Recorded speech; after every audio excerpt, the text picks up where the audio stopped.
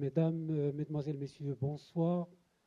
Merci d'être parmi nous ce soir à ce jeudi de Lima exceptionnel dédié à la mémoire de euh, Stéphane Hessel, euh, un homme euh, qui sera toujours présent parmi nous, un homme qui a marqué l'histoire du XXe siècle et qui marquera les siècles à venir.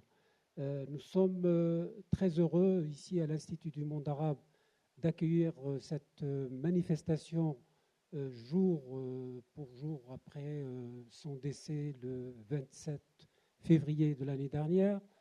Et pour la petite histoire, je l'avais rencontré au Sénat lors d'un colloque et je lui avais proposé de venir donner une conférence dans le cadre de ce qu'on appelle ici, dans une séquence réputée, connue, des Jeudis de Lima, l'invité du trimestre, où des grandes figures nous ont honorés par leur présence, tels que Jacques Derrida, Michel Serres, Edgar Morin et d'autres penseurs et hommes politiques.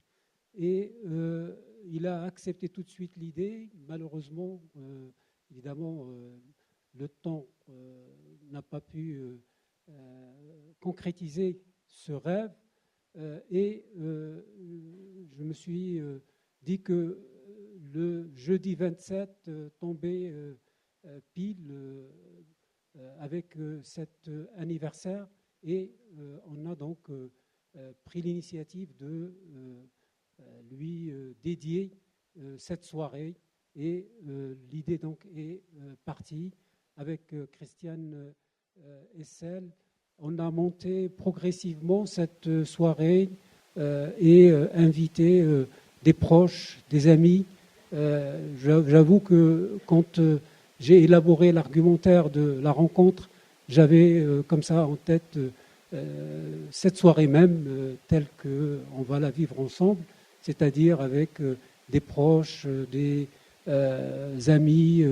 Et Christiane a été un peu étonnée d'apprendre qu'elle n'a pas été consultée, mais par la suite, évidemment, on a concrétisé progressivement cette soirée et je la remercie et je remercie tous ceux qui ont contribué à sa concrétisation, si vous voulez. Donc, nous sommes réunis ce soir avec d'éminentes personnalités ainsi que des gens qui ont compté dans la vie et le parcours de Stéphane Hessel.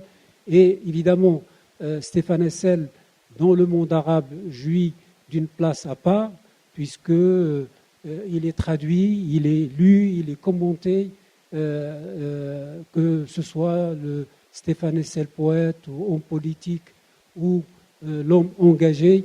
Et dans la langue arabe, évidemment, son œuvre, elle sonne d'une manière très forte, d'une manière incidente sur les générations. Et ça a coïncidé évidemment avec ce qu'on appelle les printemps arabes. Et il était pour quelque chose. Il était évidemment l'inspirateur également de cette lame de fond, de ce mouvement profond qui a bouleversé pas mal de choses malgré que les printemps arabes ne soient pas vraiment une réalité qui transforme le réel de milliers de gens et on a vu le résultat. Bref, donc nous sommes réunis ce soir et avec des personnalités, comme je l'ai dit, avec vous. Et cette soirée va se décliner.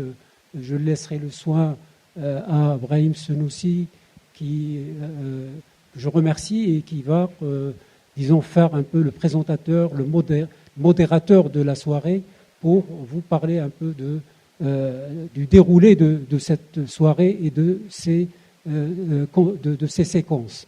Voilà, donc je remercie encore une fois Christiane Hessel et nous sommes ravis de vous accueillir et d'accueillir tous nos amis ici présents à cette soirée. Merci.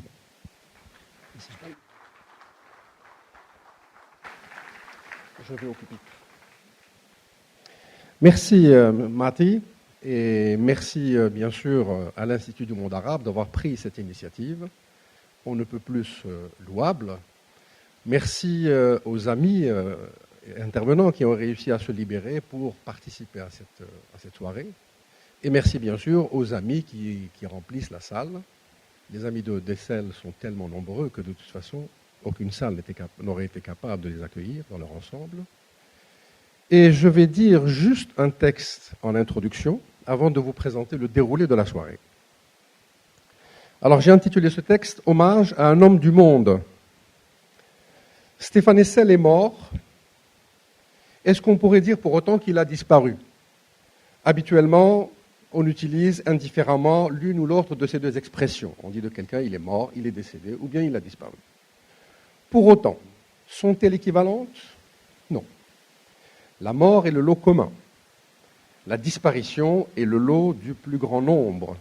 Mais elle épargne certains, dont le souvenir subsiste longtemps encore dans la mémoire humaine, pour le meilleur, mais aussi, hélas, pour le pire.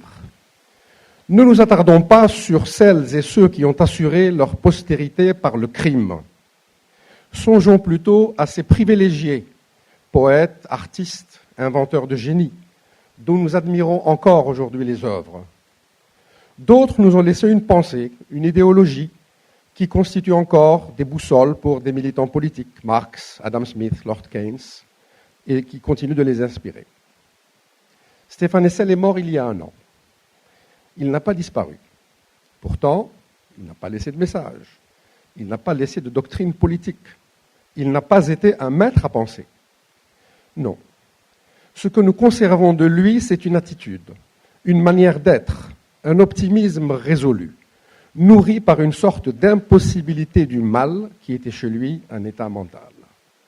C'était aussi un radical à la voix douce, voix qu'il n'élevait jamais, y compris pour dire que l'indignation ne saurait se limiter à soutenir un parti, y compris pour dire son impatience face aux tergiversations des leaders politiques dont il se sentait le plus proche. Nous retenons la cohérence de sa vie, la manière dont il l'a conduite, en étroite conformité avec ses idéaux, son penchant à rechercher ce qu'il y a de meilleur chez l'autre, à rechercher dans la nuit la plus noire des raisons d'espérer, son humanisme qui était sa boussole, le fil directeur de son action. C'était un Européen, comme Walter Benjamin ou Stefan Zweig. Mais l'Europe n'était pas son seul horizon. Il regardait au-delà, vers la communauté des hommes, de tous les hommes. C'est pour tous les hommes qu'il rêvait de liberté, de progrès, de beauté. Il croyait que la civilisation n'avait de sens que si elle était le lot de l'humanité, qu'il était non seulement immoral mais insensé d'imaginer que des îlots de prospérité puissent perdurer dans un océan de misère, que la démocratie et les droits de l'homme pouvaient être la norme ici et qu'ils pouvaient être bafoués ailleurs. Il s'indignait, toujours d'une voix douce, que les mêmes leaders occidentaux de pays démocratiques régis par le droit contribuent à ce que ce même droit soit bafoué ailleurs, comme en Palestine par exemple. Il ne se contentait pas de le déplorer. Il s'engageait personnellement et de toute son âme dans le combat contre tous les délits de droit. Il rêvait d'un monde de citoyens, d'une démocratie monde, d'un suffrage universel planétaire. Vouloir le bien de quelqu'un ne signifiait pas pour lui le convertir, mais se battre pour ses droits. Il ne faisait pas partie de cette espèce des amis condescendants qu'Hannah Arendt déclarait détester autant que les ennemis malveillants. Frère des hommes, frère de tous les hommes, c'était un homme du monde, à la bonté inépuisable. Bonté à propos de laquelle il aimait à citer ce vers d'Apollinaire, extrait de La Jolie Rousse. Nous voulons explorer la bonté, contrée énorme où tout se tait. À des visiteurs d'un soir qui, au moment de le quitter, lui avaient glissé dans l'oreille « Tiens bon ». Il répondit « Non, c'est fini. C'est à vous maintenant. Il ne les désignait pas personnellement, évidemment. Il désignait ces 7 milliards d'humains qu'il imaginait se pressant derrière sa porte.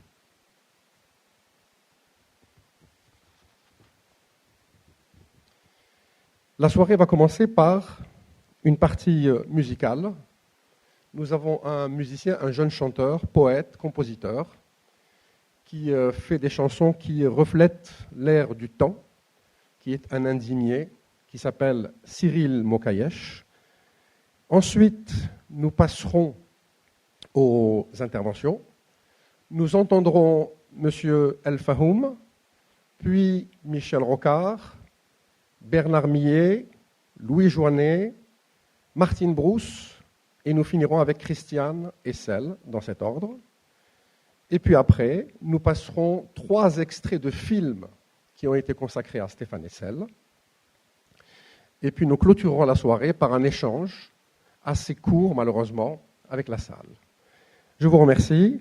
Et Cyril, si tu peux venir t'installer.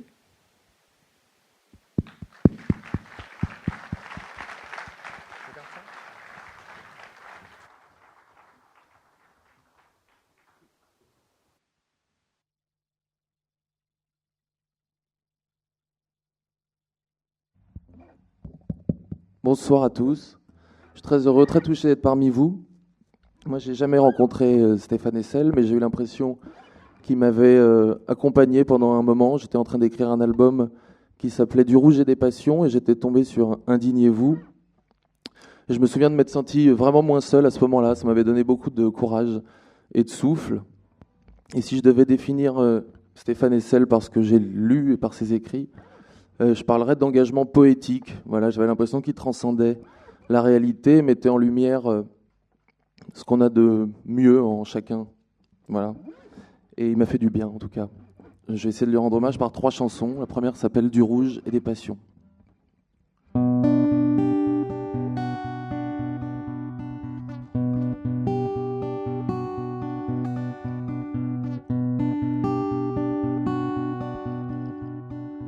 Regarde au loin là-bas l'envolée de la mer.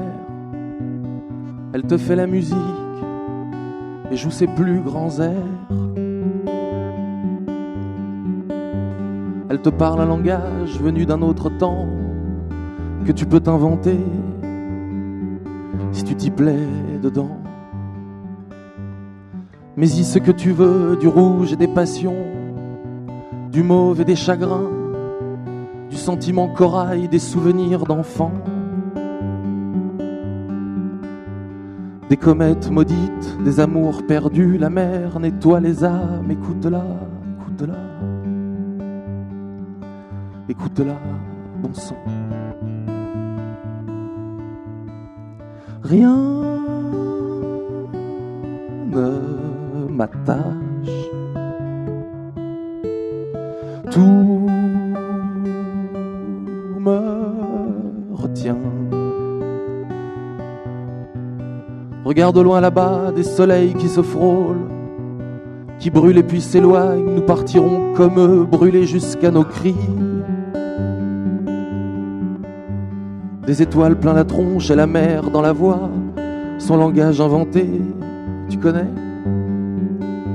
Je t'apprendrai les hommes, ce qu'il faut voir en eux, pour mieux s'aimer soi-même, pour se sentir vivant, ou tout au moins debout.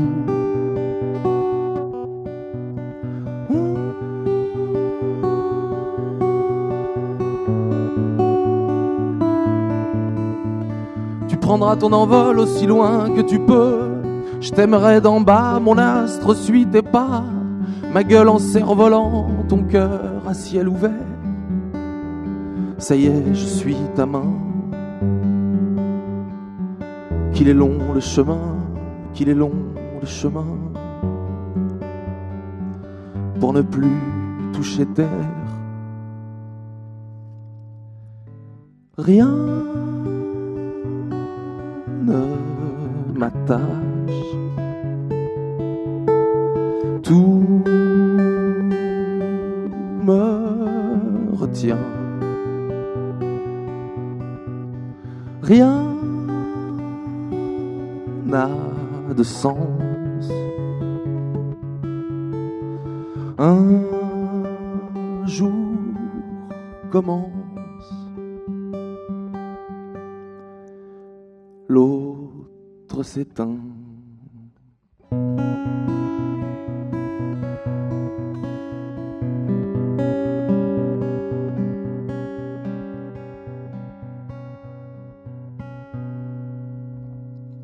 Merci.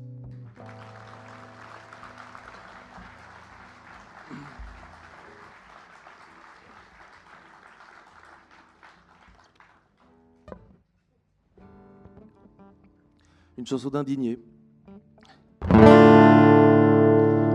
Mon époque broie du noir qu'elle étale sur ses cils, des pétales à ses lèvres, elle séduit ses amants, s'abreuve des tendres gens qu'elle effrite au couteau, s'enrichit sur le dos de nos jolis printemps. Mon époque, mon époque, mon époque, mon époque. Mon époque voit son ciel avaler la fumée de nos sanglots d'hiver, de nos salaires crachés, qu'elle piétine seins nus en récitant la peur. Même la mort se couche quand elle montre son cœur. Mon époque, mon époque, mon époque, mon époque. Mon époque ne joue pas, elle jouit puis basta, en se payant la bagnole, en matant ses chaussures. Mon époque a le style freedom business, power équitable entre tyrans qu'elle fidélise. De remise en remise, en remise en remise. Mon époque, mon époque, mon époque, mon époque. Et toi dodo, dis-moi ta journée. Tu veux qu'on change les idées du coin du lit qu'on regarde la nuit tomber? Promis, promis, ça va changer. Encore un verre copain, encore à boire, allez, qu'on s'envole au plus loin, craquer de liberté, qu'on revienne peut-être quand elle prendra congé. Mon époque, mon époque,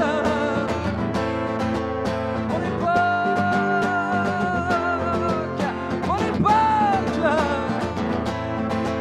mon époque,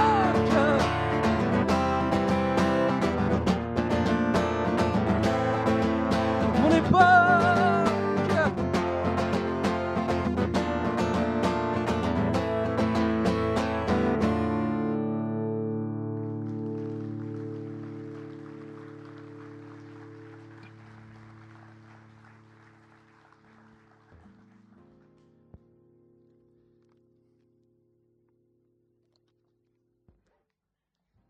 Et je terminerai par une déclaration à la jeunesse.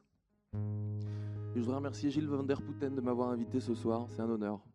Merci de m'avoir écouté.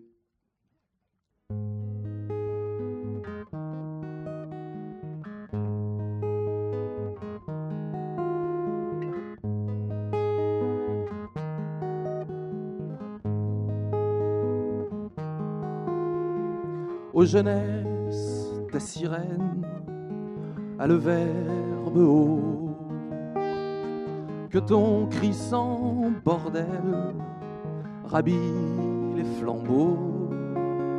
Sous la lune grise, nos cœurs gisent en parchemin. La planète confite n'a de suite que sur les lignes de ta main. Jeunesse, serre les poings, le siècle cherche ton sein. Jeunesse, j'aime ton chien, ta faune, tes embruns. Jeunesse, teintée de rose et d'échymose.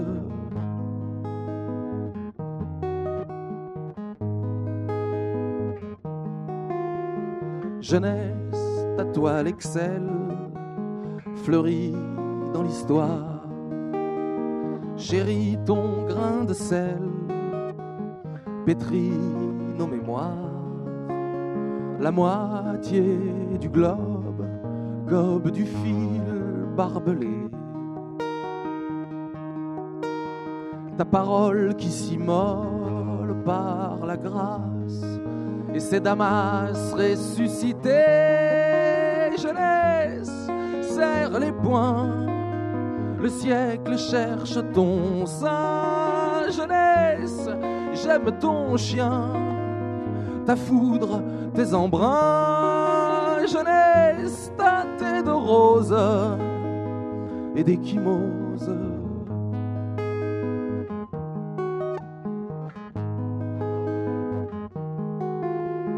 Ô jeunesse, ô jeunesse, ô jeunesse, ô jeunesse. Tes herbes folles qui rigolent malmènent un peu mes racines. À l'heure où la mienne démissionne, je te lègue ma peine, rivière à ta colline. Je te lègue ma peine pour tremper tes épines. Jeunesse, serre les poings, le siècle cherche ton sein. Jeunesse, j'aime ton chien, ton feu sur le mien. Jeunesse, teintée de roses et d'échymoses.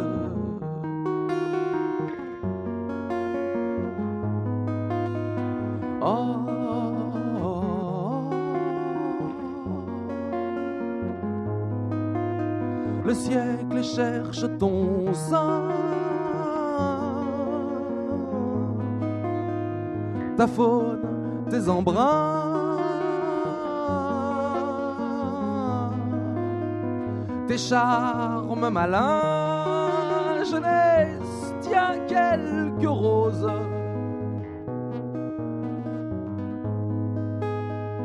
Tiens quelques roses.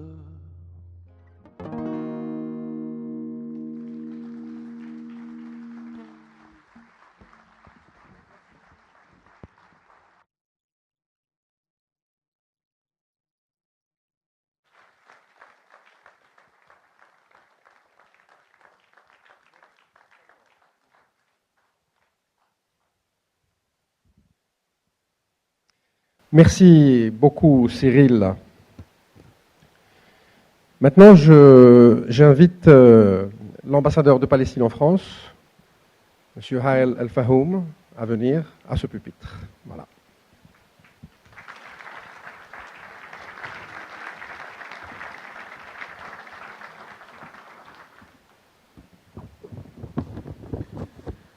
Très chère Christiane, chers amis, mesdames et messieurs, ça m'a été très difficile de trouver le mot de parler d'un géant, d'un homme qui a marqué l'histoire du XXe siècle, un homme juste. C'est un grand ami que nous avons perdu, un fervent défenseur de la Palestine, mais avant tout un humaniste, internationaliste, universaliste, sans faille.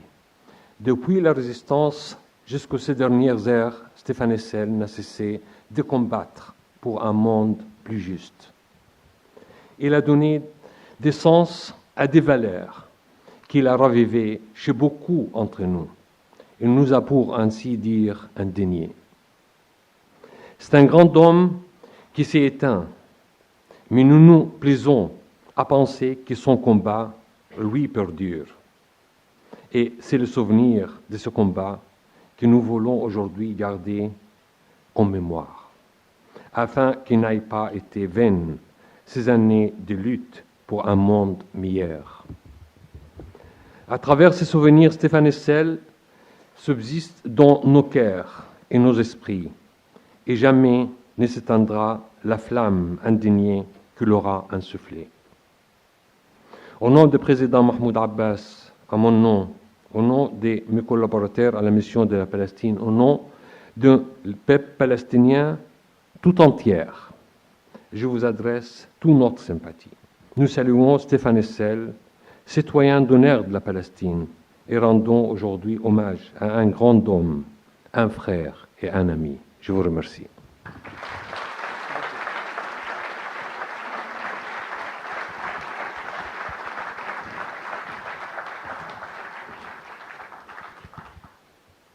Michel Rocard a été à des fonctions éminentes que vous connaissez tous. Il y a un aspect qui est moins connu du grand public, c'est qu'il est coprésident d'une association qui s'appelle le Collegium International Éthique, Scientifique et Politique, de même que Bernard Millet d'ailleurs, association dont faisait partie aussi Stéphane Hessel et qui se donne comme horizon l'institution d'une gouvernance mondiale.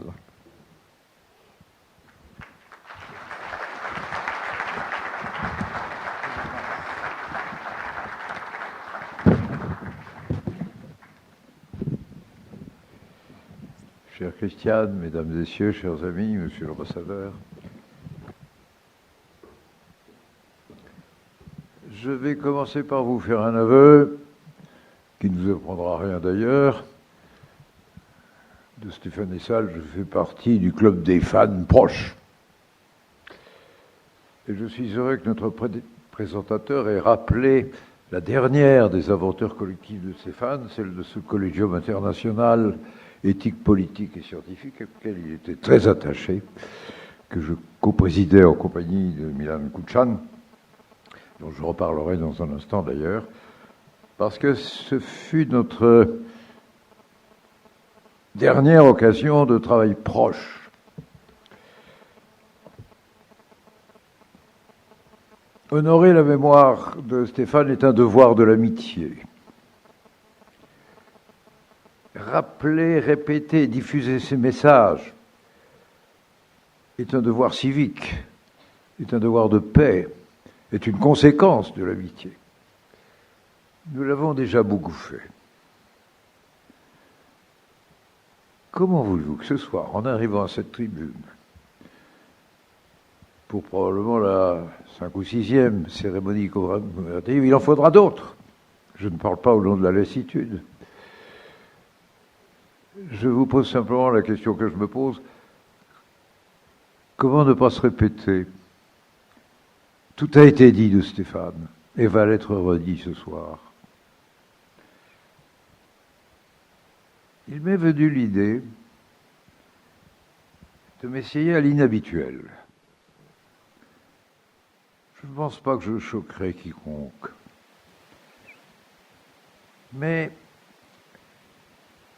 j'ai envie, en tant que tout proche, en tant que complice, de procéder d'une certaine façon à de légers redressements d'image. C'est qu'en se l'appropriant, notre grande opinion publique, celle principalement des indignés, elle l'a un peu changé, notre Stéphane. Sans intention perverse de nature, au contraire. Bien entendu, pour donner plus de puissance à son message, pour se centrer sur l'essentiel. Mais peut-être faut-il revenir à une plus proche authenticité de ce qu'il était, surtout de ce que voulait dire. Ses choix principaux, la conduite de sa vie, sa manière d'être. Je le ferai autour de 3 thèmes. Le fonctionnaire, la poésie, le créateur de paix. Et oui, le fonctionnaire.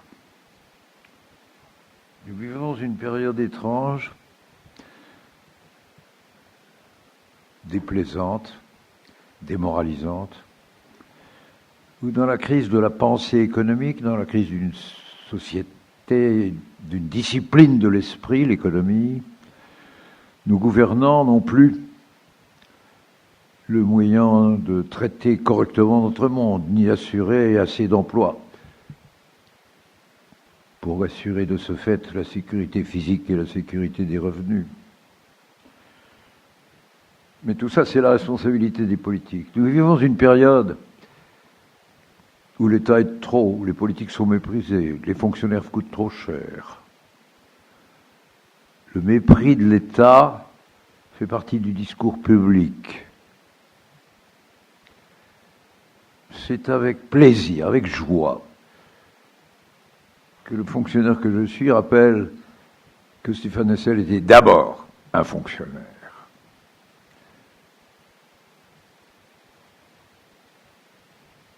Au tout début de sa vie active, quand, sorti de la déportation, la redécouverte de la santé et de la vie lui donne le choix de son destin. Il choisit l'intérêt général et pas l'intérêt privé. Ça commence avec ça. C'est aussi parce qu'il est diplomate français à New York qu'il a la chance extrême, qu'il ne quittera plus, de découvrir qu'à côté de l'intérêt national, incontestable, nous sommes une grande nation, un grand peuple avec une longue histoire, bien des douleurs à traiter. De découvrir donc qu'à côté, il y a aussi un intérêt général du monde. Le fonctionnaire, c'est le serviteur de l'intérêt général. Toute la vie de Stéphane, de ce début-là, jusqu'à la fin au Collegium, c'est non seulement la recherche de la conciliation entre l'intérêt collectif national et l'intérêt général du monde, pour lequel il faut même créer la référence, le besoin. J'aime à dire qu'il n'y a pas de société qui tienne debout si son État, sa politique et surtout sa fonction publique n'y mérite pas le respect et n'y assure pas l'efficacité de la cohérence sociale, de la bonne marche générale. C'est ça, le métier de Stéphane. Sa grandeur était là, dans ses fonctions qu'il est aujourd'hui tellement de gens pour trouver qu'elles sont de trop et qu'elles coûtent trop cher. Le fonctionnaire. J'ai eu quelques tristesses ici ou là, avant qu'on l'oubliait un peu. Que cette dimension du service de l'intérêt général s'estompe presque derrière les combats. Or, c'est elle qui les appelle. Il est de l'intérêt général que les droits de l'homme progressent. Il est de l'intérêt général que l'organisation sociale ne comporte plus de violence ni d'oppression.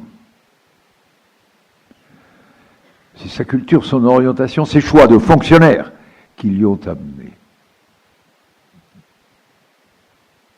Et là aussi, j'aurais plaisir, fierté, à ce que son message fasse école et soit bien compris comme ça. Il y a eu tant d'injustices, d'horreur dans ce XXe siècle et dans ces débuts du XXIe. Il y a eu tant d'inégalités, d'atrocités aussi, à dénoncer, qu'à la limite, le message de l'indignation est un message de critique de presque toutes les autorités établies, de révolte générale. Attention, c'est le message temporaire d'un affaissement de civilisation. Ce n'est pas celui de la négation, des vertus, de la nécessité, de la noblesse nécessaire, de l'organisation collective des hommes entre eux. Tournant et marchant, grâce à ceux d'entre eux qui ont fait le choix de servir l'intérêt général plutôt que le leur propre. Ça, c'était Stéphane Hessel. C'était ma première remarque. Je crois qu'elle le complète. La seconde va toucher la poésie. J'ai avec la poésie un rapport moins dense que lui. D'abord, j'ai moins bonne mémoire. Ensuite, je n'ai pas bénéficié de ses parents éducateurs qui l'ont accoutumé à la poésie, un peu comme Astérix était tombé dans une bassine de potions magiques dans son enfance et que ça l'avait marqué pour toute sa vie. Moi, je sors des sciences exactes, de la physique, du milieu où l'on inventait la bombe atomique, par exemple. Mais traiter l'atome est un grand progrès de la science. Seule la perversité humaine rend nocive les productions de la science. Bref, notre rapport n'est pas le même. J'entendais pourtant son message de poésie pas seulement comme un petit plus sympathique, pas seulement comme cette caractéristique d'un homme qui nous aura étonnés, réjouis beaucoup, séduits aussi, par ce talent, presque indépendamment du reste considérable et essentiel de ses appels à la lutte contre l'injustice, de ses appels à la paix, à la médiation, à l'arbitrage. Et pour justifier ce que je dis là, je voudrais faire référence à un autre que lui, dont nous n'avons ensemble parlé qu'une seule fois, mais je sais qu'il l'avait lu. Tout le monde l'a oublié, personne ne le collait. Dans la décennie 1970, 6 mois est exact, est sorti un livre immense, à mes sens un des plus grands livres des temps contemporains, qui s'appelle « La grande implosion ». L'auteur était un physicien. À l'époque, il dirigeait l'immense revue La Recherche. Le livre traite des raisons pour lesquelles, des conditions dans lesquelles, en quelques siècles, l'humanité a laissé se dégrader en elle la part de l'humain.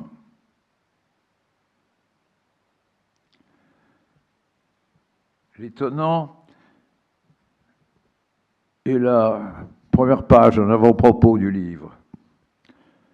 Elle est signée d'un obscur comité collectif que personne n'a rencontré, de rédaction, et datée, je crois bien, de 2054, et dit en gros, après le grand drame, car l'Occident a sombré dans des convictions violentes, après lesquelles il n'est plus grand-chose, et il n'est plus resté grand-chose, et il a fallu tout reconstruire.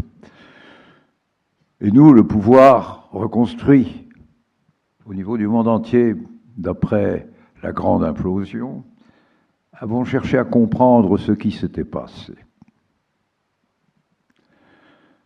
Il y a dans ce livre 7 ou 8 chapitres, Homo economicus, Homo urbanis, la dégradation de notre vie collective dans la ville, etc., etc. L'homme spéculateur, l'homme scientifique, tout ce que vous voudrez. Et partout, avec une précision de chirurgien, une érudition éblouissante, Pierre Thuillier fait l'inventaire des signes de la dégradation de l'humain, notamment par l'argent. Je n'insiste pas. Retrouvez La grande implosion. Quand il est sorti, ce livre était si subversif que personne ne l'a supporté. Aucun compte-rendu dans la place. Sabotage de toutes les institutions du moment, de tous les establishments du moment. Il est sorti à 1500 exemplaires, jamais réédité. On l'a perdu, on l'a oublié. S'il me vient l'envie de vous en parler ce soir, c'est que l'avant-propos se termine par nos lecteurs trouveront sans doute ce rapport compliqué. Et de fait, il fait 800 pages, il est étourdissant de citations qui remontent jusqu'à Saint-Augustin, occupe beaucoup le haut Moyen-Âge où tout commence, etc. Mais le rapport se conclut en disant, au fond, nous pouvons le résumer d'une phrase. L'Occident est mort d'avoir oublié la poésie. la poésie comme synonyme de l'humain. J'ai eu envie de vous raconter cela pour donner toute sa dimension à Stéphane Hessal, le conteur de poésie. Je ne sais pas, probablement il a dû le faire. Sa pudeur était extrême, on n'en sait rien. S'il en a écrit lui-même, il avait trop le sens de l'excellence et de la perfection pour s'y risquer s'il n'en était pas sûr. Il lui suffisait de bien choisir ce qu'il récitait. C'est le pourquoi qui m'intéresse à cette occasion.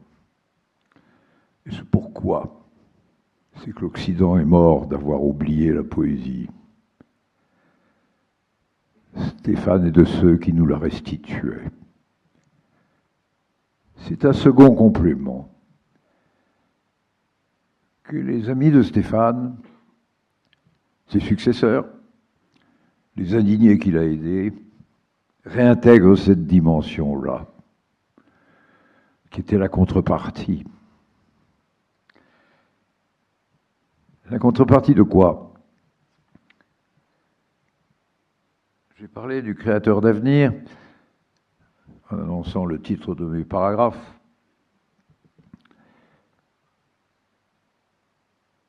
Je veux venir à son appétit, non pas de dénoncer, mais de résoudre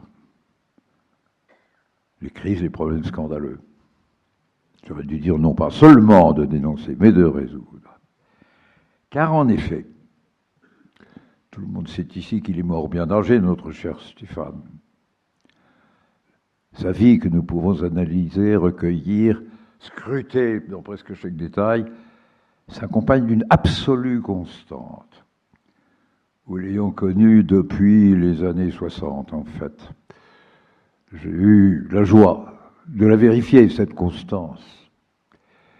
J'ai jamais vu Stéphane dénoncer une misère, un malheur, un problème maltraité, sans lui proposer de solution.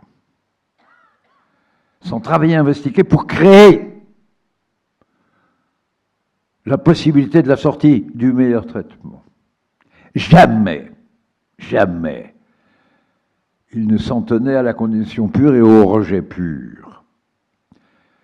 Et d'ailleurs, son vrai tempérament était aussi celui d'un médiateur, ce que vous savez tous. C'est au point qu'on l'a vu travailler énormément, par exemple, aux côtés de Pierre Mendès France, un étalon monétaire mondial, moins injuste que de s'était trouvé l'étalon de change or devenu le dollar monnaie du monde. C'est ainsi qu'on l'a vu dans l'affaire des sans-papiers, d'être pas seulement un défenseur, mais devenir un médiateur. C'est aussi que, monsieur l'ambassadeur de Palestine,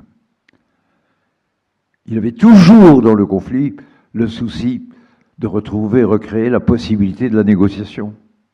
Car nous savons bien que ni d'un côté ni de l'autre, l'extermination des hommes, de certains hommes, ne suffira à régler le problème. Il le savait mieux que personne. Il était porteur et créateur de solutions. Et c'est cela qui produit une petite bizarrerie finale. Il le réjouissait en le faisant douter un peu, j'en ai eu le témoignage.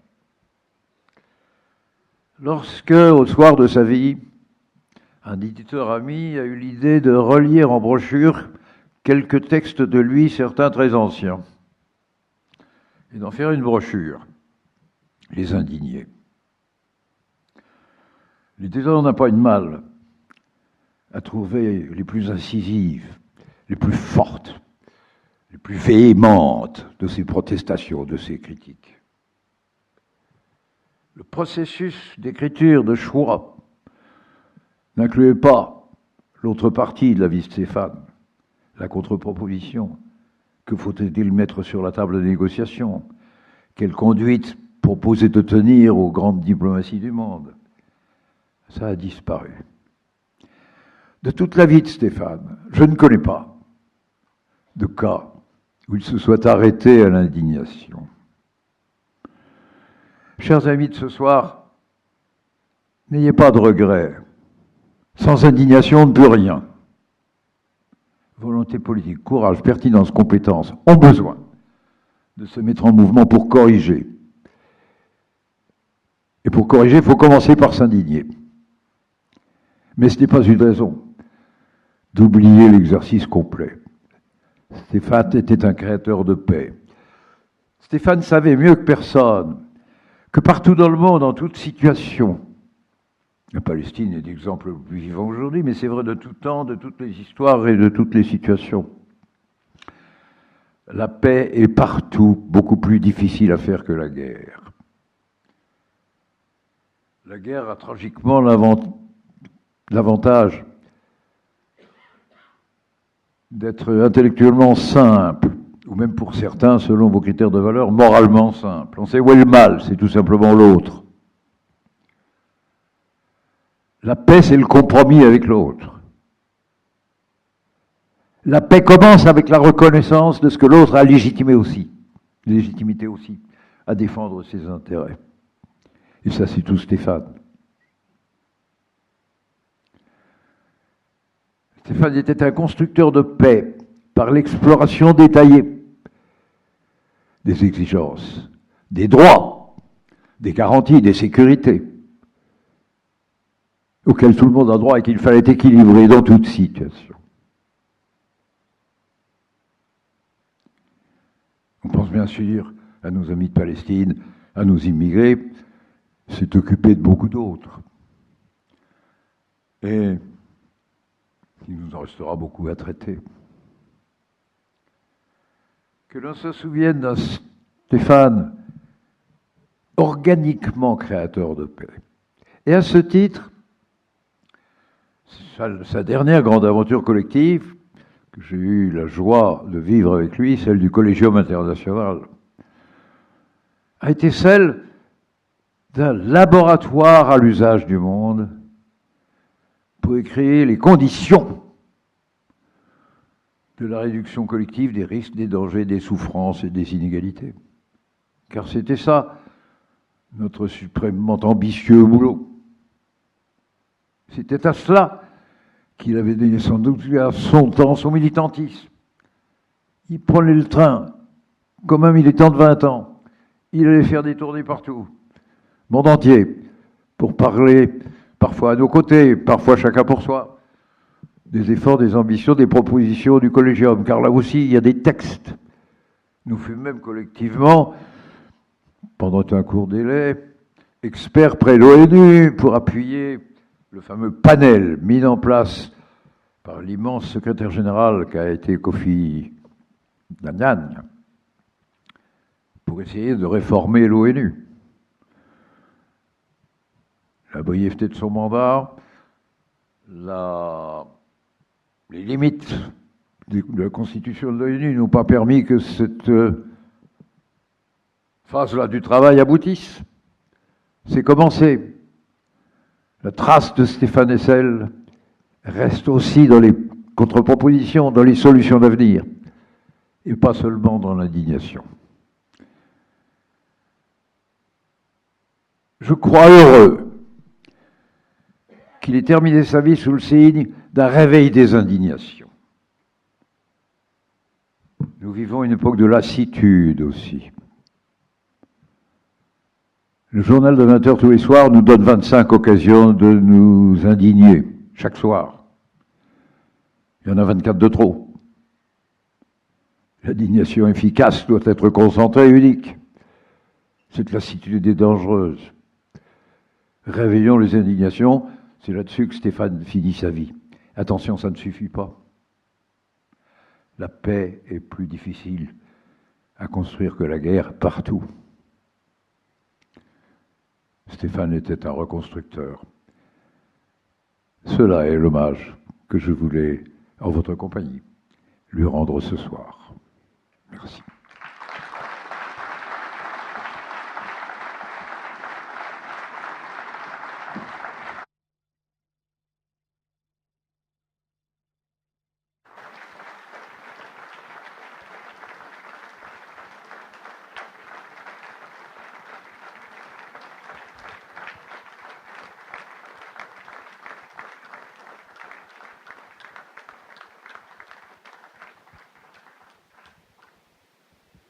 Merci pour cet hommage magnifique. Bernard Millet est aussi membre de ce même collège, ce collégium, pardon. Il est ancien fonctionnaire et ancien diplomate, et je l'invite à nous rejoindre.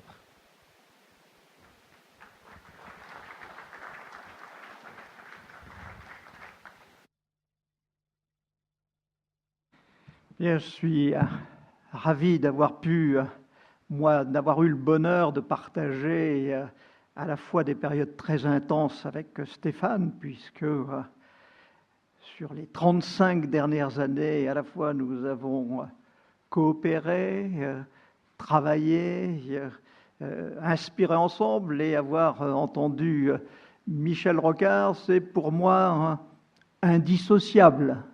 On ne peut pas penser Stéphane Hessel sans penser Michel Rocard, car l'un comme l'autre ont toujours été en concordance de vue, approche commune, combat partagé, et j'ai eu cette chance de pouvoir à certains moments les rencontrer, bénéficier de leurs conseils et moi-même inspirer la propre évolution de ma carrière. Donc j'ai connu Stéphane, jeune diplomate.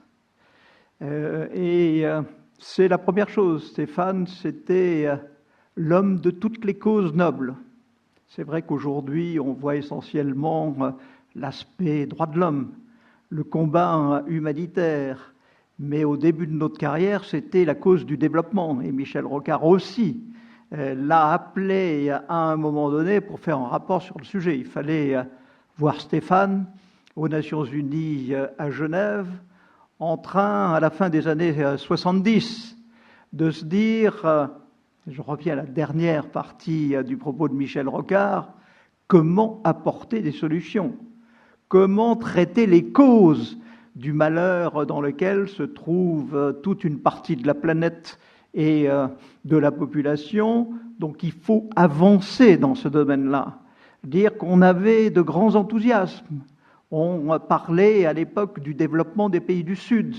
On essayait d'établir des théories, de mettre en place des institutions, d'adopter des mesures dont l'objectif aurait été de stabiliser les cours des matières premières, pas moins, d'essayer de résoudre les problèmes d'endettement des pays du Sud, d'apporter des réponses aux grandes questions des droits et des obligations par rapport aux États des sociétés transnationales, du droit de la concurrence.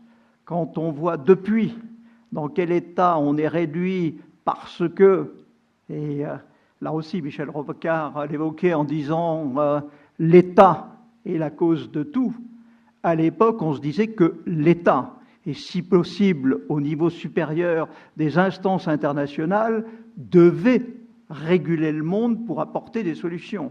On a fait le contraire, ce qui désespérait Stéphane, c'est-à-dire que le maître mot a été libéralisme à trous crins, dérégulation, démantèlement de toute institution qui cherchait à apporter des solutions, et ça aboutit aujourd'hui à la crise des subprimes, à un système financier complètement dérégulé, une situation où les grandes multinationales agissent sans véritable contrôle, où les marchés financiers ne dépendent d'aucune institution. Je veux dire que c'était ça. Et jusqu'au bout, sa volonté a été de se dire il faut répondre. Donc l'homme de toutes les causes nobles, l'humanitaire, les droits de l'homme, le développement, la justice, c'était au cœur de l'ensemble de ses préoccupations.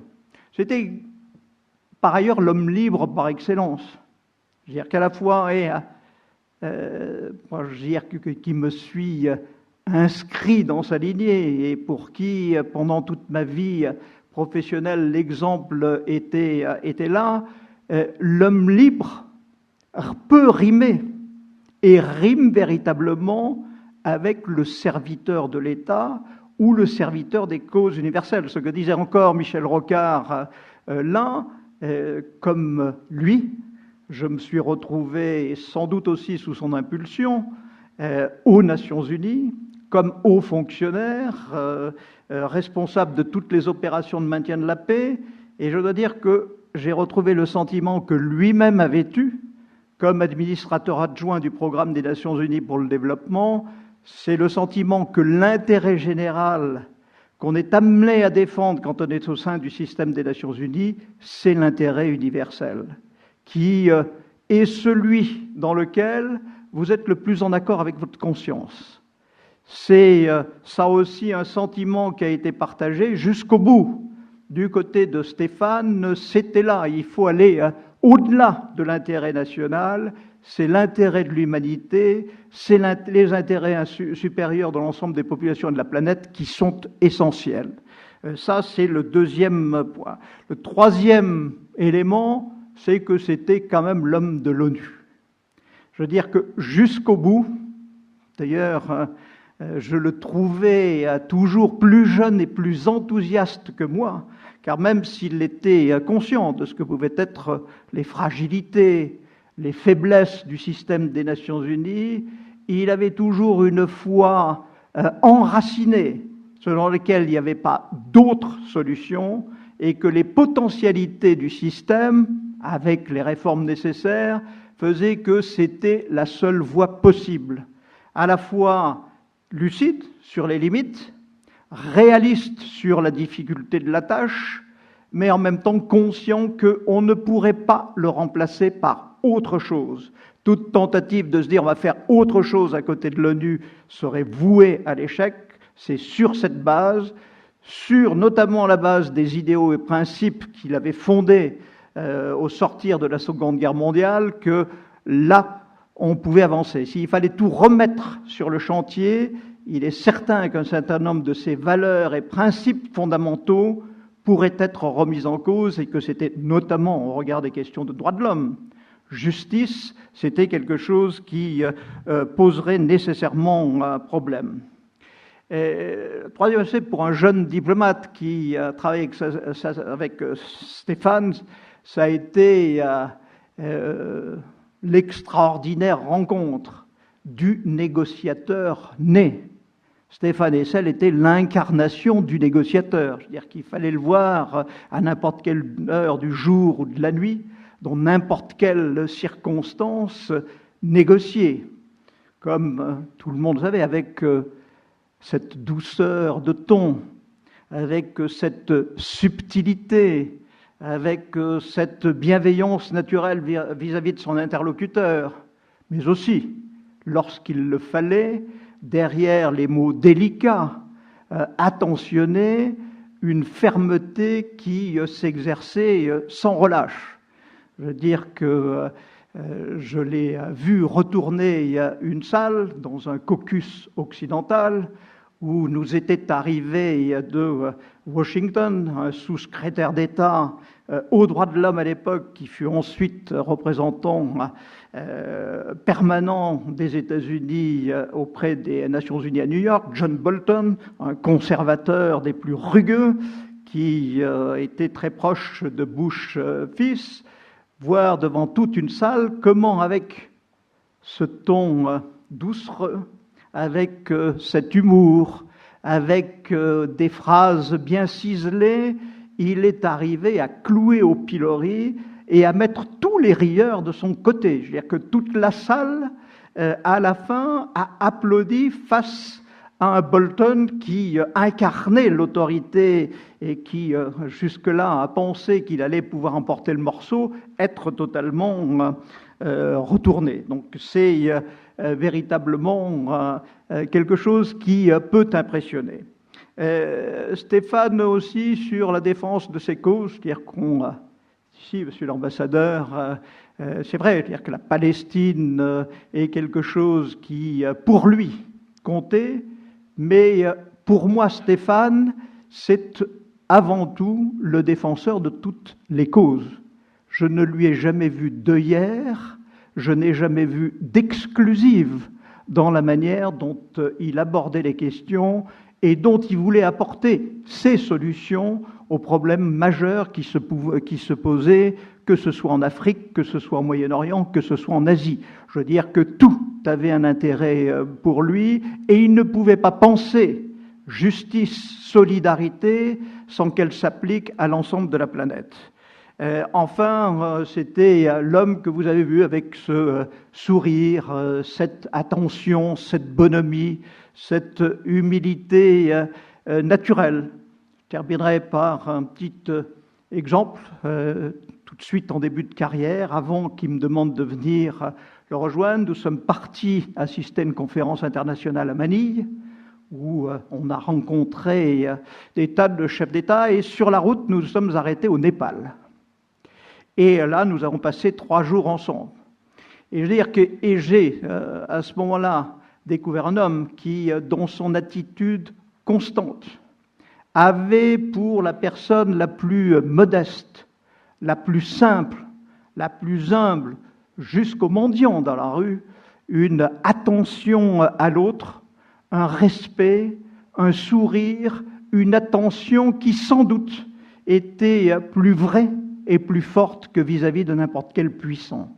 C'était Stéphane qui avait vis-à-vis de l'autre ce sentiment altruiste d'ouverture assez incroyable. Et juste une anecdote que j'avais racontée, c'était sans doute pour lui le petit moyen de mettre un peu de piquant, un peu d'humour sur la manière dont il avait à la fois conscience de ce qu'il était ou de ce qu'il avait apporté, et en même temps du recul par rapport à toute chose, et y compris par rapport à lui-même. Chaque année, à la mission permanente de la France auprès des Nations Unies, il y avait au printemps une pièce de théâtre qui était jouée par des diplomates, des hauts fonctionnaires pendant plusieurs jours. Et pour les 3 années où j'étais auprès de lui, chaque fois, le rôle que se réservait Stéphane Hessel était celui du serviteur. Voilà.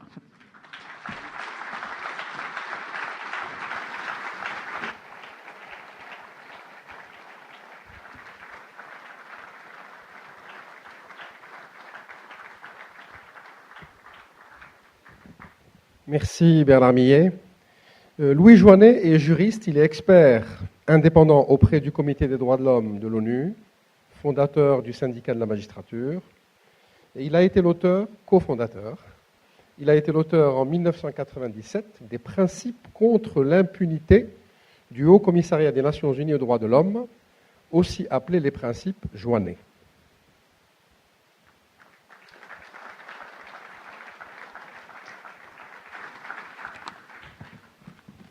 Bonsoir. Si je résumais avec 2 mots ce que fut pour moi Stéphane, et je crois que c'était un trait qui nous était commun, un idéaliste pragmatique. Il m'a énormément appris, et Bernard, tu parlais de son sens de l'autre. Ma première leçon de diplomatie, il m'avait dit, tu te mets, on se vous voyait au début, vous vous mettez d'abord à la place de l'autre et vous essayez de voir comment il va essayer de vous mettre au sol. Et puis, à ce moment-là, vous allez voir que la solution, petit à petit, va s'amorcer. Et il avait toujours cette phrase, il faut toujours avoir pour objectif que tout le monde sorte par le haut. C'était un médiateur exceptionnel et aussi, j'aime beaucoup ce mot, un facilitateur. J'ai assisté moi aussi, à un moment, je ne me souviens plus quel était le sujet, il y avait d'éminents diplomates de différents pays, ça ne concernait pas la France. Mais à un moment, la situation était bloquée et quelqu'un a dit, on va aller chercher l'ambassadeur Hessel. Il a aidé à trouver la solution et ils sont tous sortis par le haut. J'aimerais aussi vous dire 2 ou 3 choses que je sais de lui, que j'ai appris de lui, dans le cadre des Nations Unies. J'étais expert indépendant à la sous-commission des droits de l'homme, c'est-à-dire enquêteur, et pendant plusieurs années, j'ai présidé la commission d'enquête sur la détention arbitraire. Et ce qui m'avait frappé, c'est que, il accordait une considération égale pour les États et pour la société civile, c'est-à-dire les ONG. Il ne concevait pas le système des Nations Unies comme étant uniquement un cartel d'États. La société civile, les militants et par-delà des victimes faisaient partie de l'institution elle-même et il les traitait avec une égale considération. Autre chose très précieuse pour nous, les experts indépendants, nous étions souvent attaqués. Évidemment, puisque notre rôle est d'aller dénoncer les violations commises par les uns ou les autres. Et il avait conceptualisé même l'importance du rôle des experts indépendants, qui étaient un peu des contrepoids à toutes ces raisons ou des raisons d'État qui alimentent quotidiennement l'ONU. Et à chaque fois que nous étions attaqués, il prenait la défense des experts indépendants. Et je me souviens, parce que ce qui était très agréable, c'est qu'il aimait bien jouer des bons tours aussi dans les négociations. Et je me souviendrai de ce bon tour. Évidemment, comme président d'une commission d'enquête sur la détention arbitraire dans le monde, je subissais des pressions. D'ailleurs, je ne suis pas contre, parce que ça veut dire qu'on est important. Mais ce qui était génial, c'est qu'il a eu cette idée. Quand un ambassadeur, un de ses collègues, intervenait auprès de lui pour essayer de me dissuader de prendre telle initiative et autres, il ne me disait rien. Et il m'a confié un jour, il m'a dit, voilà, c'était, je crois, avec un représentant de Cuba. Il dit, que voulez-vous que j'y fasse? Il est statutairement indépendant et en plus, il l'est de caractère. Évidemment, venant de Stéphane, ça vaut toutes les légions d'honneur. Et puis, surtout, c'est mes débuts avec lui.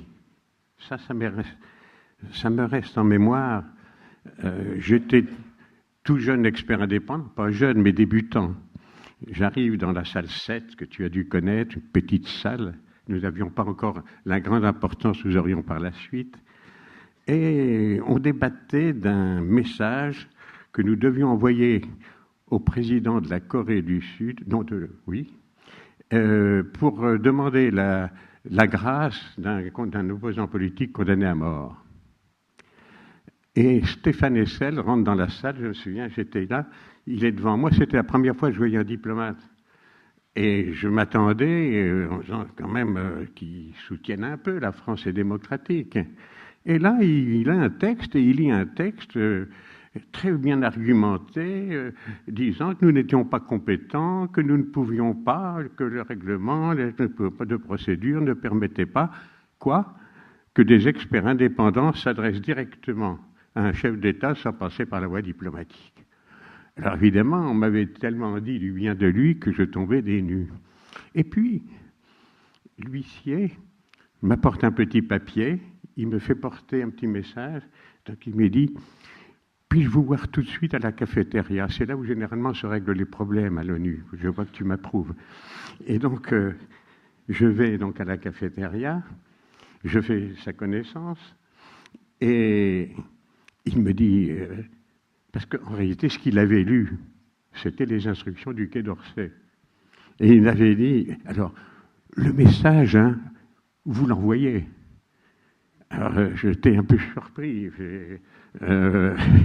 Il me dit, et là c'est génial, il me dit, il faut dire que vous êtes, je pense que c'est le cas, il faut dire que vous êtes contre la peine de mort, que pour vous c'est une question de principe, c'est pas une question politique. Alors moi, dans mon télégramme, je pourrais rendre compte en faisant état de vos convictions. Et depuis ce moment de complicité, nous ne nous sommes jamais séparés. Merci Stéphane.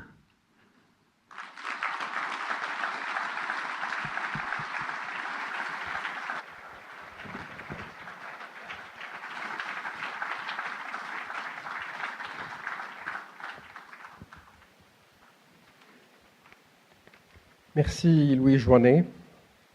Martine Brousse est directrice de la Voix de l'Enfant et elle est membre, je pense qu'elle l'est encore, de la Commission nationale consultative des droits de l'homme.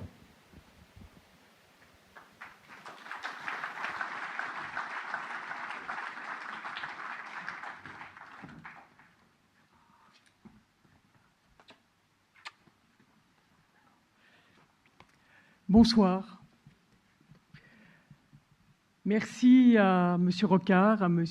Millet, à M. l'ambassadeur, à mon ami Louis Joinet, que je connais depuis, en effet, 1986 à la Commission nationale consultative des droits de l'homme, où j'ai eu cette joie, cette chance, car je crois que rencontrer Stéphane Hessel, mettre ses pas dans ses pas, c'est une chance que je voudrais vous partager ce soir.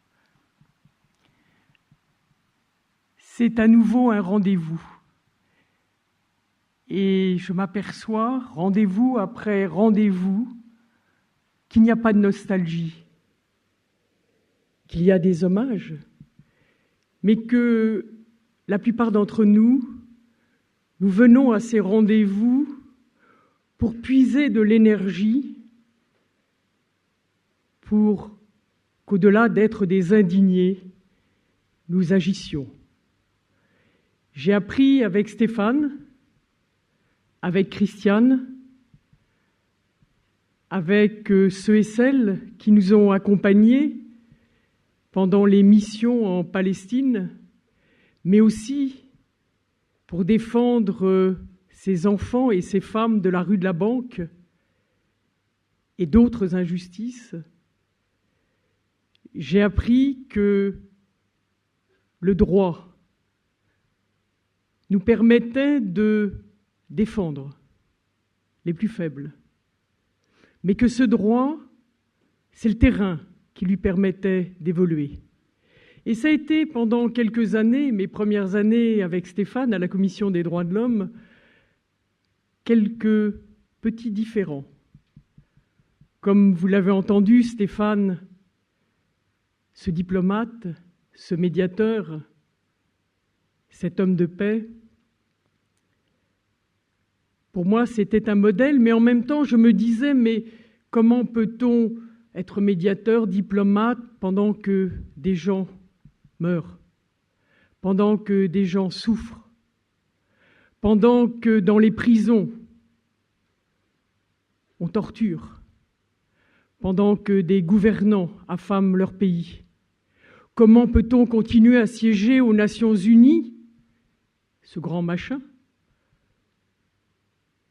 Moi, une femme de terrain, et c'est vrai que souvent j'ai interpellé Stéphane en disant « Stéphane, ça ne suffit pas, la diplomatie, les Nations Unies ».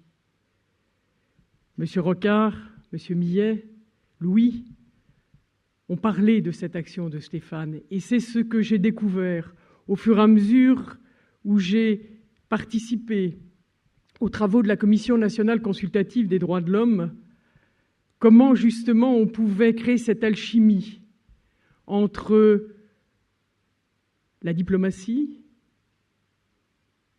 et le terrain. Et Louis Joinet a rappelé combien Stéphane était soucieux de la participation de la société civile, partout. Il souhaitait donner la parole à la société civile. Et la plus belle réalisation qu'il ait pu mettre en œuvre ces dernières années de sa vie, c'est de réunir tous ces hommes, ces femmes, mais surtout cette jeunesse dont Cyril a si bien interprété ce qu'elle vit aujourd'hui, cette jeunesse qui a besoin, au-delà de s'indigner, de s'engager. Il y a certaines facettes, M. Rocard en a dévoilé certaines, M. Millet, que l'on connaît moins de Stéphane, c'est qu'il a été la voix des droits de l'homme, mais il a aussi été la voix des enfants. Il était le président d'honneur de la Voix de l'enfant.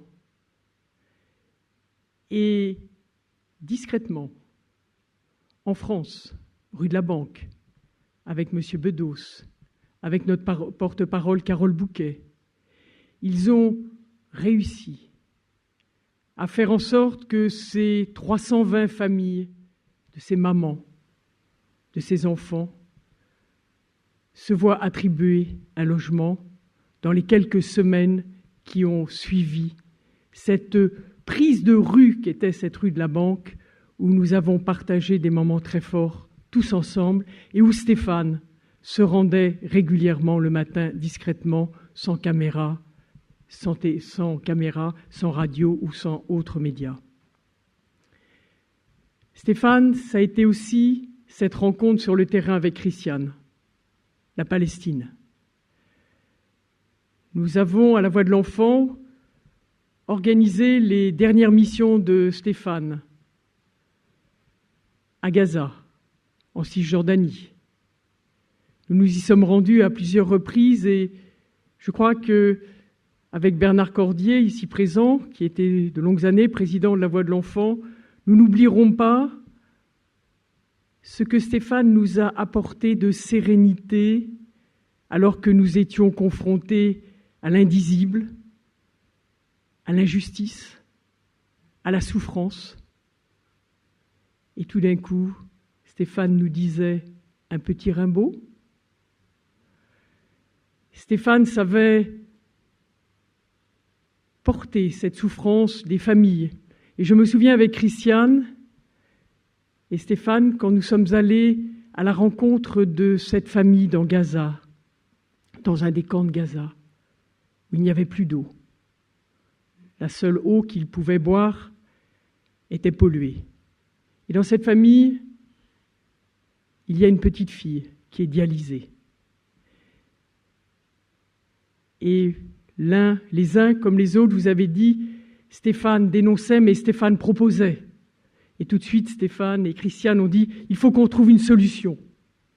Et c'est vrai qu'en sortant de Gaza, nous avons tout mis en œuvre pour que cette famille reçoive un filtre à eau. Et je peux vous dire que l'année suivante, quand nous sommes retournés à Gaza, eh bien cette famille et cette petite fille avaient un filtre à eau. Et ce sont des moments tout à fait privilégiés parce que ce sont des moments où on a entendu parler de Stéphane, on a lu Stéphane, mais ce quotidien de la vie de Stéphane, c'était de l'humanité. Et c'est cela que je voulais, moi, vous partager ce soir. Et je voulais finir parce que l'autre jour, à la Commission des droits de l'homme, confronté, nous entendions le représentant des prisons, M. Delarue, qui nous a dit ce qui se passait dans nos prisons françaises. Nous sommes, moi-même, je me suis rendu dans les camps roms, pas très loin, derrière le Stade de France, les conditions dans lesquelles vivent ces hommes, ces femmes, ces enfants. Et puis, dans la rue, tous les jours, nous croisons ces hommes, de plus en plus de femmes, de mamans qui vont au Resto du Cœur, qui n'ont pas de logement. Et nous nous disions à la Commission des droits de l'homme, si Stéphane et celle étaient là, comment réagiraient-ils ? Et c'est vrai qu'aujourd'hui, nous avons un peu de mal à voir émerger dans ces hommes et ces femmes qui doivent défendre cet intérêt général dont M. Rocard nous a rappelé que c'était essentiellement le rôle des hauts fonctionnaires. Et c'est vrai que nous, hommes et femmes de terrain, qui sont confrontés au quotidien à la souffrance, à l'autre bout du monde, comme à nos portes, à la souffrance des enfants, des femmes, d'hommes. Que dirait Stéphane aujourd'hui ?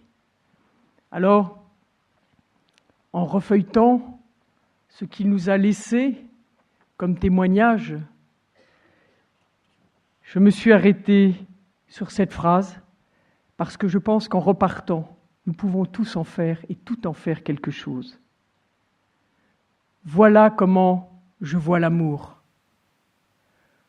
Comme quelque chose qui vous habite, mais qui ne vous habite pas seulement, qui se répand autour de vous.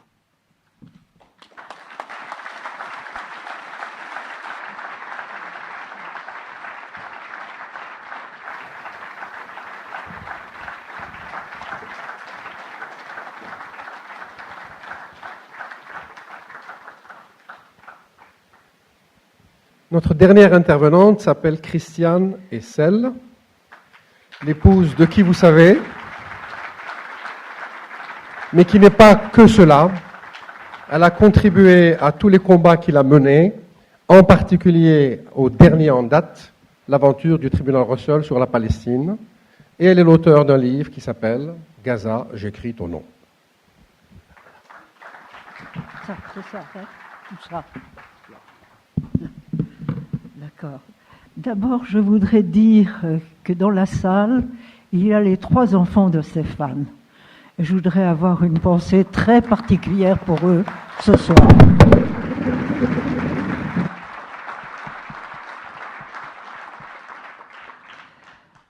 Et puis, comme il a été dit des choses extrêmement importantes ce soir, je trouve qu'il ne faut pas en rajouter beaucoup.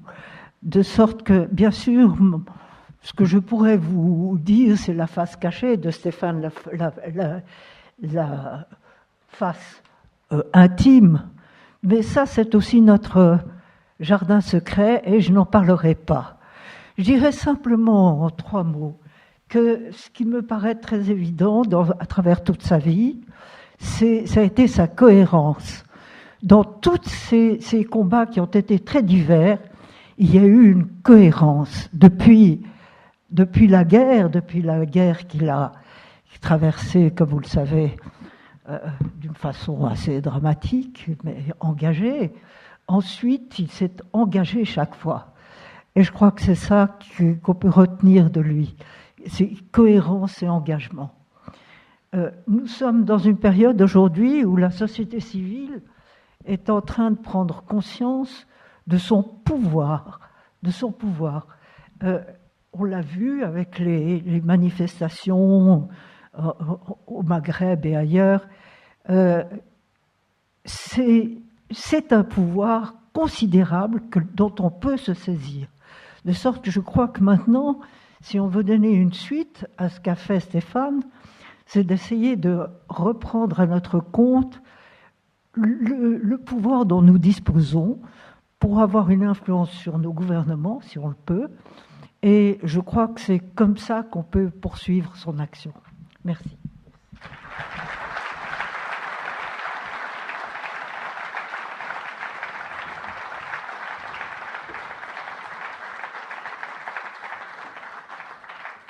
Merci, Christiane. Maintenant, nous allons passer des extraits de 3 films. Alors, un film dont l'auteur est Sacha Goldman, qui s'appelle « Une vie faite homme ». C'est un film documentaire constitué d'échanges, de conversations de Stéphane Hessel avec des proches et des membres du Collégium, Edgar Morin, Michel Rocard, Jean-Claude Carrière, etc. Le deuxième film a été fait par Christine Séguézi. C'est un film au plus près de l'homme. Christine Séguézi a accompagné Stéphane dans ses voyages en France et en Palestine en particulier. Et vous verrez le résultat donc sur l'écran. Et puis le troisième film, Témoin pour la paix, il a été réalisé par Abraham Segal. Et contrairement à Christine Séguézi et Sacha Goldman, Abraham Segal est là. Donc il va présenter son film lui-même. Abraham Segal, tu es là.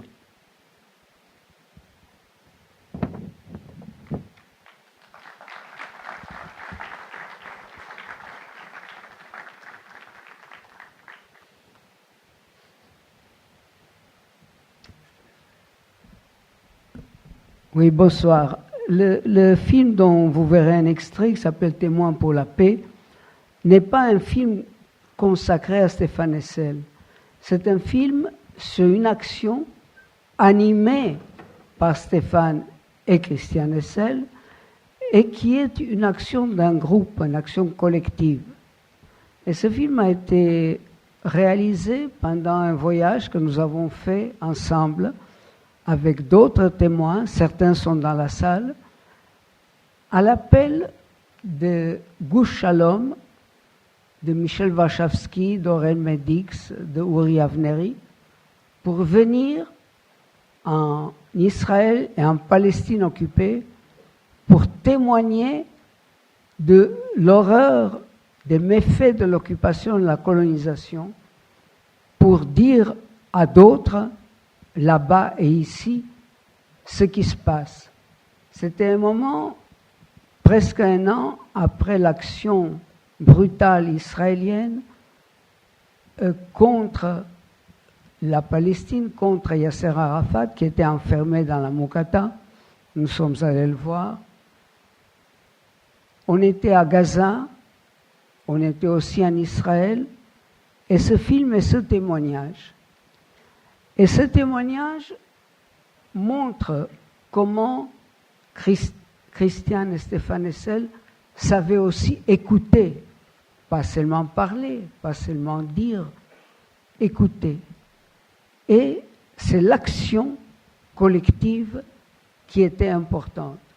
Et je dois dire un mot aussi de là où c'est parti pour moi, parce que j'ai milité à l'époque avec Stéphane, avec Christiane, avec d'autres, dans un collectif qui s'appelait Trop c'est trop, qui porte le nom d'un appel qui a été publié dans Le Monde au moment où Yasser Arafat s'est trouvé enfermé otage dans la Moukata.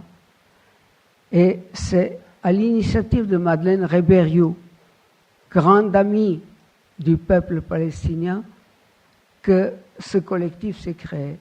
Il y avait là aussi Pierre Vidal-Naquet, Gilles Manseron, Étienne Balibar et des tas d'autres. Gérard Toulouse qui est là, oui.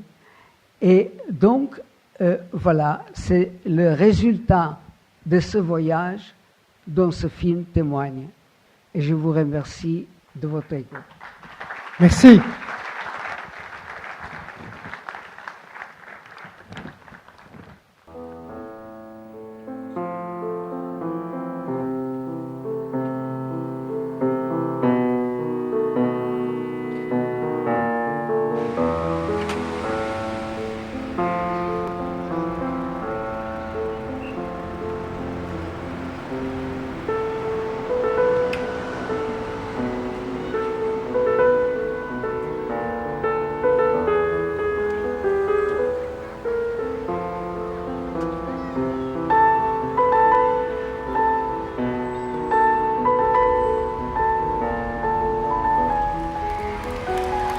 Merci beaucoup d'accueillir un très très vieux. Tout à l'heure on disait que l'aîné avait 85 ans, moi j'en ai 91. Alors, c'est vous dire que j'ai eu la chance, quand j'en avais 30, de participer à la rédaction de ce texte. Ce texte qui est là pour nous maintenant, cette déclaration, retenez bien, elle ne s'applique pas à un pays, à un peuple, à un homme, à une femme. Elle est universelle. Alors je dis tout de suite, chacun, chacune d'entre vous a une responsabilité, car ces droits ne sont pas encore appliqués. Ils sont encore violés. Ils sont violés dans un grand nombre de pays. Ils ne sont même pas toujours appliqués parfaitement chez nous en France. Donc, nous avons à lutter, à combattre. Et plus vous grandissez, plus vous avez de force. Mais dès l'âge que vous avez maintenant, il faut que vous aimiez la vie. D'abord, important, il faut aimer la vie et il faut aimer la vie en collectivité. Il faut se dire que tous ensemble, si on est d'accord sur l'essentiel, c'est-à-dire sur l'égalité, la justice et la liberté, alors ensemble, on peut travailler et faire que cette déclaration qui a maintenant 60 ans d'âge devienne un jour un texte dont on dira « Oh, ben ça, c'est appliqué dans tous les pays du monde. » Pour ça, il faut que vous vieillissiez beaucoup. Mais on va y arriver. Et c'est le message que je voudrais que vous gardiez dans l'esprit aujourd'hui. Soyez les défenseurs des droits de l'homme et des libertés fondamentales. Merci. L'Europe est une région du monde qui a toujours accueilli des gens d'autres régions du monde. N'oublions pas que la France s'est faite avec des mouvements migratoires nombreux. Au lieu que l'Europe se rassure sur le fait que les mouvements migratoires, qui vont être de plus en plus importants avec le réchauffement climatique et tout ce qui risque de nous arriver sur la Terre, de se dire, mais ces mouvements migratoires, nous allons les accueillir et nous allons trouver en la France l'exemple d'un pays qui va nous dire comment accueillir les immigrés, comment les intégrer, les insérer dans notre société.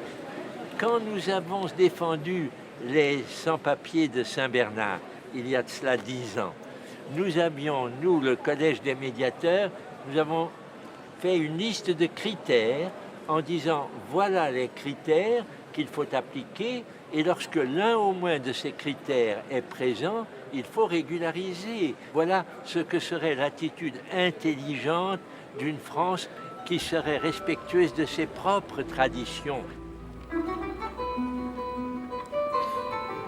Si nous pensons à l'Algérie, au Maroc, à la Tunisie, au Mali, à la Mauritanie, au Sénégal, eh bien, ce sont des pays qui nous ont donné leurs enfants à des moments de notre histoire où nous en avions grand besoin. Ils ont été dans nos armées pour défendre notre liberté et nous leur devons une reconnaissance. Cette reconnaissance peut au moins s'exprimer en facilitant pour eux la possibilité d'envoyer leurs jeunes en France.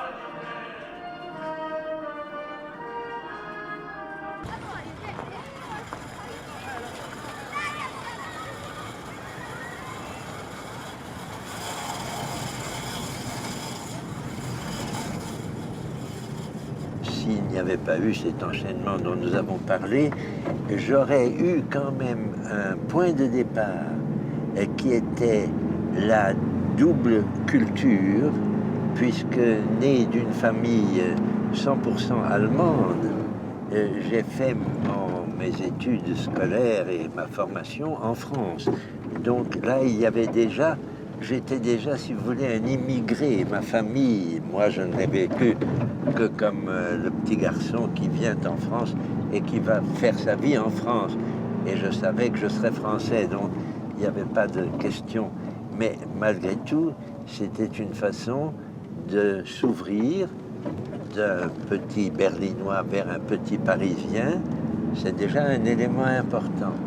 Et je dirais qu'ensuite, le fait que dans ma famille, il y avait un goût pour la poésie, un goût pour les langues. Mon père était donc un grand traducteur de livres français vers l'allemand. Il a traduit Marcel Proust, par exemple, et bien d'autres.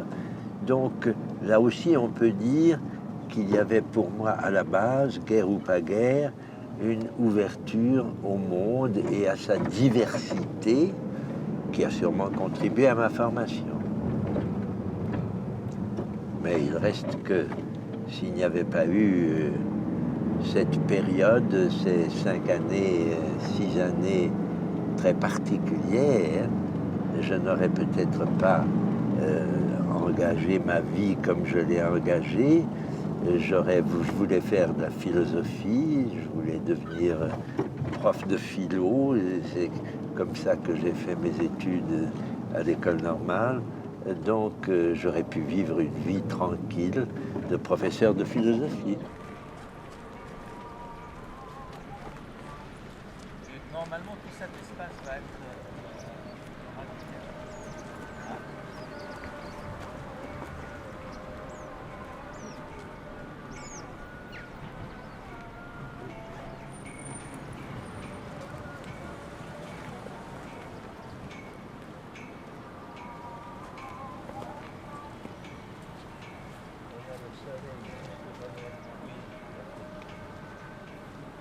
Voilà une poésie imitée d'une poésie que Auden a composée pour la mort de William Yeats. Et je la récite à la palestinienne. Earth, receive an honored guest. Mahmoud Darwish is laid to rest. Let the Palestinians mourn till their country be reborn. Intellectual disgrace stares from every human face, and the seas of pity lie, locked and frozen in each eye. Poet, follow, poet, write to the bottom of the night. Let thy unconstraining voice still persuade us to rejoice. With the framing of a verse, make a vineyard of the curse. Sing of human unsuccess in the rapture of distress. In the desert of the heart, let the healing fountain start. In the prison of his days, teach each free man how to praise.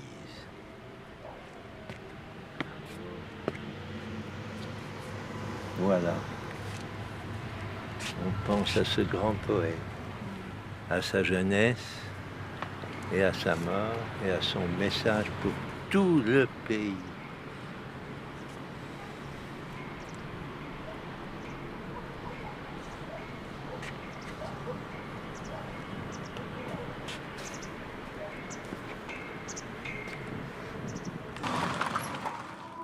Quelque part en moi, le médiateur ne renonce jamais. L'espoir qu'il a suscité peut subir des éclipses. Certaines peuvent durer 10 jours, 10 ans, un siècle.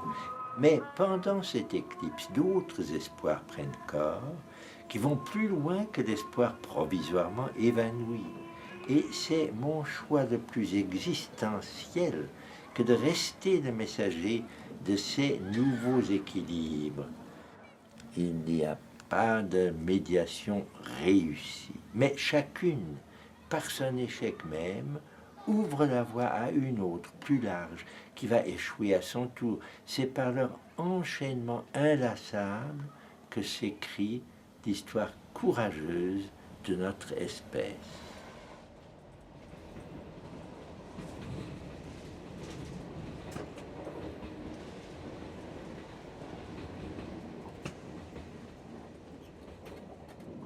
Eins meiner liebsten Gedichte fängt so an. Manche freilich müssen drunten sterben, wo die schweren Ruder der Schiffe streifen. Andere wohnen bei den Steuern droben, kennen Vogelflug und die Länder der Sterne. Manche liegen immer mit müden Gliedern bei den Wurzeln des verworrenen Lebens. Anderen sind die Stühle gerichtet bei den Sibyllen, den Königinnen, und dort sitzen sie wie zu Hause, leichten Hauptes und leichter Hände.